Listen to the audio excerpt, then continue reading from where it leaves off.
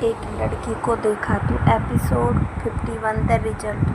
7 दिन बाद शीला मौसी अपने चैलेंज का इंतजार करती हुई मल्होत्रा हाउस पहुंच गई। मल्होत्रा हाउस में दाखिल होते ही उन्होंने अंजलि मामी और किशन मामा को आवाज़ लगाई। किशन, अंजलि, कहाँ हो तुम? 7 दिन हो गए, याद है ना? आज हमें अनिका को धक्के मार के इस घर से निकालना है। अंजलि मामी किचन में मेड को खाना बनाने में मदद कर रही थी। किशन मामा जॉगिंग करके पीछे के दरवाजे से एंटर हुए। किशन मामा ने शीला मौसी को चिल्लाते हुए देख उन्हें चुप रहने का इशारा करते हुए कहा, शीला, क्यों शोर मचा रही हो? सुबह के टाइम है, सब सोए हुए हैं। इस बात का जवाब देते हुए शीला मौसी ने कहा, जगाना तो पड़ेगा ही ना किशन। जब मैं उस लड़की को धक्के मार के इस घर से बाहर निकालूंगी तब उसकी नींद तो वैसे ही उड़ जाएगी। अब तुम बीच में मत पड़ना। 7 दिन हो गए हैं और आज मैं तुम लोगों की कोई बात नहीं सुनूंगी। उस लड़की ने मुझे तुम सबके सामने चैलेंज की थी। आज उस चैलेंज को पूरी करने का वक्त आ गया है। जब शीला मौसी किशन मामा और अंजलि मामी के साथ बातें कर रही थी तब उन्हें ऊपर से किसी के उतरने की आवाज़ आई। जब सबने मुड़कर स्टेयरकेस की तरफ देखा तो किशन मामा और अंजलि मामी का बेटा क्रिस मुंह में चिगम चबाते हुए नीचे उतर रहा था। क्रिस और श्वेता दिखने में काफ़ी मिलते जुलते थे मगर दोनों के स्वभाव में बहुत अंतर था। क्रिस को ना ही पढ़ाई में इंटरेस्ट था और ना ही स्पोर्ट्स में। क्रिस बस सारा दिन अपने दोस्तों के साथ घूमता रहता, ना कभी माँ बाप को कहता कि वह कहाँ जा रहा है और ना ही कभी अपनी निजी ज़िंदगी में किसी को दखल देने देता। शीला मौसी को देखकर क्रिस ने अपने मुंह में गम का एक बड़ा गुब्बारा बनाया और फिर अंजलि मामी की ओर देखकर घर के बाहर जाने लगा। किशन मामा को पता था कि क्रिस बड़े बुजुर्गों का आदर नहीं करता था, ना कभी किसी को गुड मॉर्निंग विश करता और ना ही किसी के साथ कोई बात करता था। क्रिस को ज़्यादातर रिश्तेदार पसंद नहीं थे, खासकर शीला मौसी। इसलिए क्रिस ने उन्हें देखने के बाद भी उनको ग्रीट करना ज़रूरी नहीं समझा और वहाँ से निकल गया। शीला मौसी ने क्रिस को रोकते हुए कहा, कहाँ जा रहे हो बेटा? आज थोड़ी देर रुक जाओ, आई प्रॉमिस आज तुम्हें बोर नहीं करूँगी। आज यहाँ जो कुछ भी होने वाला है ये देखकर तुम्हें भी बहुत मज़ा आएगा। क्रिस ने अपने दोनों हाथ शॉर्ट्स की जेब में डाल दिए और शीला मौसी की ओर मुड़कर कहा, वह लड़की और उसकी बच्ची यहाँ के नहीं है। देखकर लगता है शायद किसी गांव से आए हो। शीला मौसी अपना एटीट्यूड उन पर झाड़ सकती हो शौक से, मगर मेरी पर्सनल लाइफ से दूर ही रहना। इन सारी बातों से आपको कोई मतलब नहीं। आप अब घर आइए जाइए, उससे मुझे कोई मतलब नहीं और मैं घर से कहाँ जाता हूँ कहाँ से आता हूँ उससे आपको कोई मतलब नहीं होना चाहिए। शीला मौसी के साथ रूडली बात करते हुए क्रिस वहाँ से चला गया। क्रिस के बिहेवियर से मामा मामी खुद बहुत परेशान थे मगर उस वक्त उनके लिए ज़्यादा परेशानी वाली बात कुछ और ही थी। 7 दिन जरूर पूरे हो चुके थे मगर किशन मामा और अंजलि मामी एक बात जानते थे कि कल रात जब नानी माँ सोई थी तब तक उनकी आंखों की रोशनी वापस नहीं आई थी। आंखों के आसपास के निशान थोड़े हल्के जरूर हुए थे मगर उससे ये नहीं कहा जा सकता था कि अनिका की दी हुई दवाइयों का कोई पॉजिटिव असर नानी पर हो रहा था। ऐसे वक्त पर शीला को यहाँ देखकर किशन मामा और अंजलि मामी की टेंशन और बढ़ गई। वे जानते थे कि शीला अपना ईगो सेटिस्फाई करने के लिए आज किसी भी हद तक जा सकती थी। किशन मामा ने शीला के पास जाकर बड़ी धीमी आवाज़ में उससे कहा, शीला देखो, अनिका तो बहुत छोटी बच्ची है, तुम उससे के साथ कंपटीशन में उतर गई। कहाँ तुम और कहाँ वो? और बच्चों की छोटी छोटी बात का बुरा मानेंगे तो हम बड़े कैसे कहलाएंगे? जो कुछ भी हो भूल जाओ उसे और ये मत बोलो कि वह हमारी बहन स्वाति की बच्ची है। स्वाति की आखिरी निशानी है वो। किशन मामा की बातें सुनकर शीला मौसी ने अपनी नज़रें मेन डोर पर बाहर निकालते हुए क्रिस से हटकर किशन मामा पर डाली। शीला मौसी बड़ी हैरान होकर किशन मामा को देखने लगी और बोली, स्वाति की बेटी, स्वाति की आखिरी निशानी, स्वाति की दवाइयाँ, स्वाति की कंपनी। किशन, आज मैं तुमसे पूछना चाहती हूँ कि इस घर में स्वाति ही सब कुछ है तो फिर आखिर मैं कौन हूँ? कोई बात नहीं, मुझे अपना समझो ना समझो, मैंने इस घर को अपना समझा है और आज भी इस घर पर किसी की बुरी नज़र नहीं पड़ने दूँगी। यह कहकर शीला मौसी लिविंग रूम के सोफे पर बैठ गई। कुछ देर तीनों लोग बैठे ही रहे। अंजलि मामी और किशन मामा नानी माँ को देखने उनके बेडरूम में गए। बेडरूम के बाहर खड़े होकर अंजलि मामी और किशन मामा आपस में बात करने लगे। अंजलि मामी ने किशन मामा से कहा, अभी कल रात ही मैंने देखा था मम्मी जी, तब तक कुछ देख ही नहीं पा रही थी। आप तो शीला को जानते हो ना, वह आज कहीं अनिका के साथ कोई ऐसा बर्ताव न करे जिससे हम सबको शर्मिंदगी उठानी पड़े। किशन मामा खुद भी इस बात से परेशान थे। टेंशन में यहाँ वहाँ देख कर किशन मामा ने अंजलि मामी से कहा, चाहे कुछ भी हो जाए, मैं स्वाति की बेटी और अपनी भांजी को इस तरह बेइज्जत होते नहीं देख सकता। अगर आज शीला ने अनिका और रिया के साथ कोई बदतमीजी करने की कोशिश की तो मैं अनिका को बचा लूँगा, चाहे इसके बदले मुझे कुछ भी करना पड़े। किशन मामा के कंधे पर हाथ रखते हुए अंजलि मामी ने कहा, मैं आपके साथ हूँ, सालों बाद मिली बची, हम कोई इनजस्टिस नहीं होने देंगे। अनिका के बेडरूम में जब अनिका की आंखें खुली तो देखा 12 बजने वाले थे। उसने जैसे ही अपना मोबाइल चेक किया, अपने बेटे आर्यन का मैसेज देखकर बहुत स्माइल आ गई। आर्यन ने लिखा था कि वह अपनी मॉम को बहुत मिस करता है। वो हर ट्यूसडे और सैटरडे को बलबीर सर के पास ट्रेनिंग लेने जाता है और बाकी के दिन मारवा खानदान के फैमिली में होम ट्यूशन लेता है। आज संडे था इसलिए उसका रेस्ट डे था। यह मैसेज पढ़ते वक्त अनिका को राजलक्ष्मी का फ़ोन है। राजलक्ष्मी ने कहा, मैडम मैं काफ़ी टाइम से रोहित मारवा के बारे में इंफॉर्मेशन निकालने की कोशिश कर रही हूँ, मगर मुझे नहीं लगता कि 6 साल पहले वे कभी मनाली आया था, और अब तक मैं ये भी नहीं पता कर पाई कि आखिर आर्यन कैसे रोहित मारवा के पास आया। ना तो उसने शादी की और ना ही किसी अफेयर के बारे में अब तक कुछ जान पाई हूँ। पूरे हफ्ते से अनिका रोहित के पास्ट के बारे में इन्वेस्टिगेशन कर ही रही थी। उसे अपने उस सवाल का जवाब चाहिए जो उसे बरसों से नहीं मिला था। आखिर अनिका के बच्चों का बाप कौन था? अगर इस सवाल का जवाब रोहित मारवा था तो इस बात को अनिका खुद कैसे नहीं जानती थी? राजलक्ष्मी ने अनिका से पूछा, क्या तुम आगे इन्वेस्टिगेशन करने वाली हो? अनिका ने राजलक्ष्मी से कहा, बिल्कुल। फिलहाल रोहित मारवा की बीती जिंदगी के बारे में पता करना ही मेरी ज़िंदगी का मकसद है।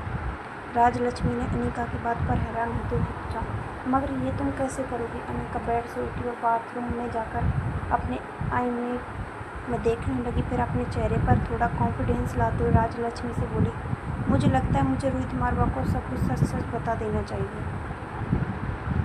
शावर लेने के बाद कमरे से बाहर निकली। उसने देखा कि बगल के रूम में रिया और कुछ नौकरों के साथ खेल रही थी। जैसे ही रिया ने अनिका को कमरे से बाहर निकलते देखा, वह सीधा जाकर अनिका से लिपट गई और बोली, मम्मा बड़ी नानी अब तक सो रही हैं।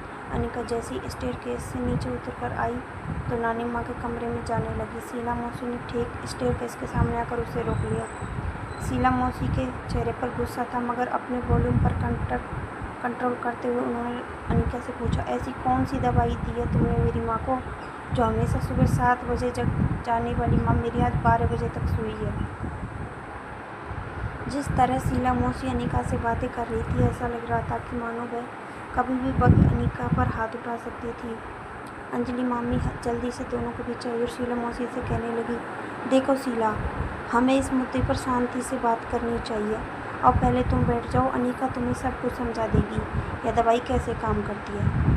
अंजलि मामी की बातों को काटते हुए शीला मौसी ने आवाज़ बढ़ाते हुए कहा, शांति से बात करो? मेरी माँ अंदर बेहोश पड़ी और तुम कहती हो शांति से बात करो? हाँ, आखिर बेटी और बहू में यही तो फ़र्क होता है। तुम भले ही अपनी सास की जान ही क्यों ना हो, जान की फिक्र ना हो, मगर मुझे मेरी माँ के लिए बहुत चिंता है। शीला मौसी का यह ताना अंजलि मामी से बर्दाश्त नहीं हो रहा था। किशन मामा ने बीच में पड़ते हुए शीला मौसी से कहा, बस करो शीला, बहुत बोल रही हो तुम। अपने हाथ से किशन मामा को चुप कराने के इशारे करते हुए शीला मौसी ने कहा, अब तुम भी अपनी बीवी की तरफदारी करने लगे? कहीं ऐसा तो नहीं कि अब तुम मेरी माँ, तुम दोनों पर बोझ बन गई हो? शीला मौसी की बातें किशन मामा और अंजलि मामी को दोनों को ही चुभ रही थी। दोनों एक दूसरे को देखकर अपनी नज़र झुकाकर खड़े थे। तभी अनिका ने शीला मौसी की आंखों में आंखें डालकर कहा, अब इससे पहले कि आप आगे और कुछ कहो, मैं आपको अपनी शर्त याद दिला दूँ तो अंदर चलते हैं। नानी माँ को जागा कर देखती कि आज कौन जीता और कौन हारा। शीला मौसी को चैलेंज देने के बाद बड़े ही कॉन्फिडेंस से अनिका नानी माँ के रूम में चली गई। सभी लोग हैरान हो गए, पहले किशन मामा और अंजलि मामा, फिर शीला मौसी अपनी माँ के कमरे में चली गई। अनिका नानी माँ की बेड पर बिल्कुल उनके बगल में उनके सर के पास जाकर बैठ गई। धीरे से उनके सर पर हाथ घुमाते हुए अनिका ने नानी माँ को आवाज़ लगाई, नानी माँ आँखें खोलिए नानी माँ, दोपहर के 12 बज गए हैं। अनिका की आवाज़ कानों में पड़ते ही नानी माँ ने धीरे से आँख खोली, मगर आँख खुलते ही उनकी आँखें तुरंत बंद हो गई। उन्हें उठने में परेशानी हो रही थी, इसलिए अंजलि मामी ने सहारा देकर उन्हें बिस्तर पर बिठा दिया। नानी माँ की आँखों पर सूजन थोड़ी कम हो गई थी, मगर आँखों के आसपास लाल निशान अब भी मौजूद थे। बेड से थोड़ी दूर खड़ी शीला मौसी इस बात का इंतजार कर रही थी कि कब वो अनिका को हाथ पकड़कर इस घर से घसीट कर निकाल दे। नानी माँ को के आँखों में अचानक ही थोड़ा दर्द महसूस हुआ। उन्होंने अपनी आंखें मसलते कहा, आय राम, ये मेरी आंखें इतनी जल क्यों रही हैं। जैसे ही नानी माँ के मुँह से शब्द निकले, अंजलि मामी और किशन अंकल एक दूसरे को देखने लगे। उन्हें पता था कि अब शीला अनिका के साथ बुरा व्यवहार करेगी। अंजलि मामी ने नानी माँ को पानी देते हुए कहा, मम्मी जी रुकिए, मैं आपकी आंखों में थोड़ा सा पानी छिड़क दूँ, शायद उससे थोड़ा आराम मिले। नानी माँ ने धीरे से अपनी आंखें खोली। जैसे अंजलि मामी उनकी आंखों में पानी छिड़कने वाली ही थी, नानी माँ ने अंजलि मामी से कहा, अरे अंजलि, तुम्हारे चेहरे पर झुर्रियाँ पड़ने लगी हैं। हाँ भाई, पड़ेंगी क्यों नहीं, 20 साल हो गए। 20 साल में इंसान की उम्र के साथ चेहरे की झुर्रियाँ भी बढ़ेगी, ये बात तो तय है। नानी माँ के मुँह से ये बात सुनकर अचानक जैसे कमरे में मौजूद सभी की सांसें रुक गई हों। किशन मामा और अंजलि मामी की आंखें छलक उठी। थोड़ी देर बाद अंजलि मामी बड़ी मुश्किल से कुछ बोल पाई। उन्होंने नानी माँ से पूछा, मम्मी जी, आप क्या सचमुच देख पा रहे हो मुझे? इस बात पर कोई नानी माँ ने सरप्राइज होकर बोला, अरे मैं तो तुम्हें देख रही हूँ, अब वह भी पूरे 20 साल बाद। किशन मामा और अंजलि मामी ये देखकर नानी माँ की आंखें भर आई। नानी माँ ने ममता भरी आवाज़ में किशन मामा से कहा, कभी सोचा नहीं था कि इस ज़िंदगी में दोबारा अपने बेटे को देख पाऊँगी। चलो कुछ तो पुण्य कमाए होंगे मैंने जीवन में जो दोबारा अपने बेटे को देखने का मौका मिला। ये सुनते ही किशन मामा फूट फूट कर रोने लगे और अपनी माँ के गले लग गई। शीला मौसी समझ नहीं पा रही थी कि ये कैसे मुमकिन है, जिस माँ का इलाज 20 सालों से बड़े बड़े डॉक्टर नहीं कर पा रहे थे, वह अचानक कैसे देखने लगी। शीला मौसी फटी आंखों से अपनी ज़मीन और बाकी लोगों को उसे लिपट कर रोते हुए देख ही रही थी। तभी नानी माँ का ध्यान शीला मौसी पर गया। नानी ने शीला मौसी को अपने पास बुलाते हुए कहा, शीला, तुम अब तक नहीं सुधरी। सालों पहले तुम एक छोटी बच्ची थी, मगर अब तो तुम्हारे भी यहाँ एक नन्ही बच्ची आ गई। अब तो जरा सा अपनी ज़बान को लगाम देना सीखो। बात पर गुस्सा करना इस उम्र में तुम्हारे लिए ठीक नहीं है। ये कहकर नानी माँ, किशन मामा और अंजलि मामी रोते रोते मुस्कुराने लगे। नानी माँ को बिस्तर पर बिठाने के बाद अनिका बिस्तर के पास ही खड़ी हो गई। उसे अचानक लगने लगा था कि इस प्यारे परिवार के लिए वो एक आउटसाइडर है।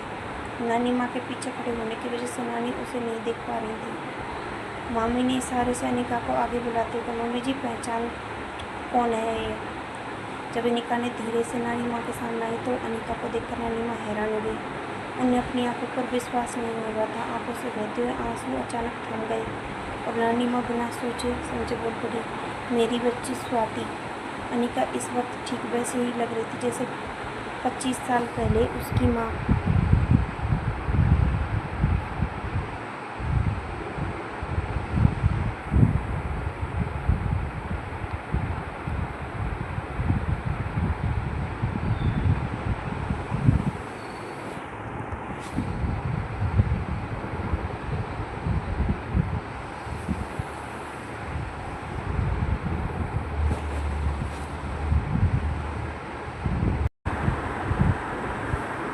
और पिछले 20 साल से नानी माँ की आंखों की रोशनी छिन चुकी थी। उनके लिए तो वैसी बात थी, उन्होंने जैसे अपनी बच्ची स्वाति को देखा था, उसी रूप में स्वाति फिर से उनके सामने आकर खड़ी हो गई। तभी धीरे से अंजलि मामी ने अनिका को अपनी नानी के पास बिठाते हुए कहा, मम्मी जी, ये अनिका है, आपकी पोती। नानी माँ को अनिका को गले लगाकर रोने लगी। कुछ देर बाद किशन मामा ने अनिका से पूछा, बेटा, अब हमें बताओ, कौन सी दवाई दी है तुमने मम्मी को, जिससे मम्मी की आंखों की रोशनी वापस आ गई?